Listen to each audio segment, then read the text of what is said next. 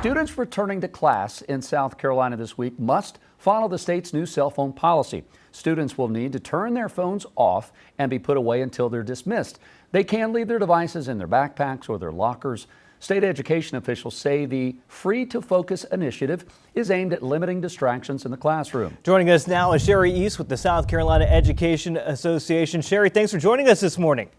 Hi, thank you. Good morning. Good morning. So we are a few minutes into day 2 of the cell phone ban. How's it working out in South Carolina?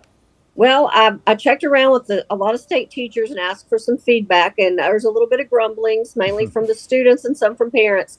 They don't like the bell to bell. They do feel like they should be allowed, the student perspective, they would like to be able to use their phones during lunch and in the hallways. So they're okay, and the parents are okay with you during instruction time. Absolutely. A child should not have their phone out trying to watch Netflix while a teacher's teaching. However, they feel like during lunchtime, they should be allowed to check in. And parents have voiced some concerns like, hey, if I want to text my child during lunch about a doctor's appointment reminder, I should be able to do so. So, so far, so good. We haven't seen a lot of discipline, a lot of warnings going out right now. Like, remember, we're trying to do a kind, launch into the cell phone, but eventually it will turn into some discipline referrals. We've checked with several districts on what they plan to do if a student just flat out refuses to give up a phone, and it will result in, failure to obey kind of discipline actions. And so many of those could land you in school suspension or out of school suspension. So we're really hoping to avoid all that. But I think check in a month and we'll see how that went. Yeah.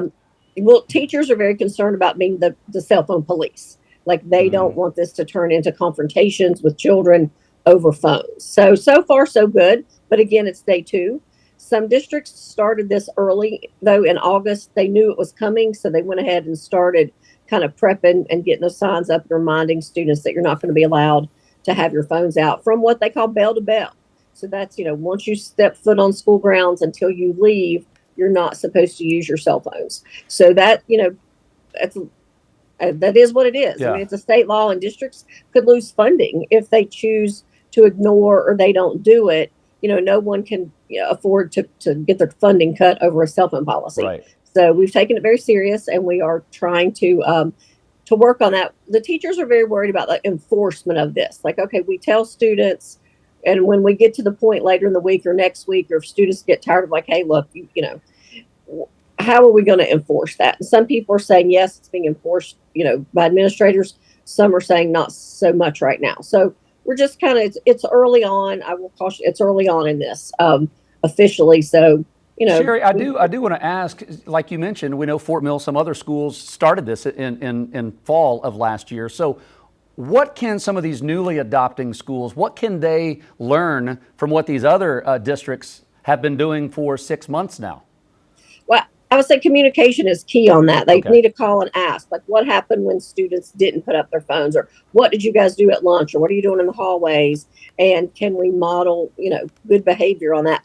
The teachers said noticeably lunchtime was louder, but they liked it because they're talking to each other, Sherry. The students were talking again, and that the hallway transitions, I see your picture there, went much smoother because the students weren't looking down at a phone and trying to navigate through hundreds of people. So they liked it. The folks that I've talked to that implemented it in August, they were positive. Like, from the teacher perspective, it was all positive. And we even heard from one teenager who said, I'm glad I had to turn my phone off because now I don't have to worry about what all my friends are doing on social media right now. So, I think even the children are saying it's a good thing. So hopefully it'll be a positive, and we won't see a lot of pushback from everybody on that. Imagine that, Jason. The kids put down their cell phones. They realize they can talk to one another. They're not distracted walking in the hallway. It's amazing stuff. I mean, it's a skill they're going to have to polish up on, right? They lost it way before COVID, and now they're not used to it. So we'll be watching South Carolina certainly stepping forward as a state enforcing this. Sherry, thank you for what you and the association is doing. Yeah, keep us posted on how things are going and how we can get word to families and parents on accepting this. We appreciate that. Okay, thank you very much.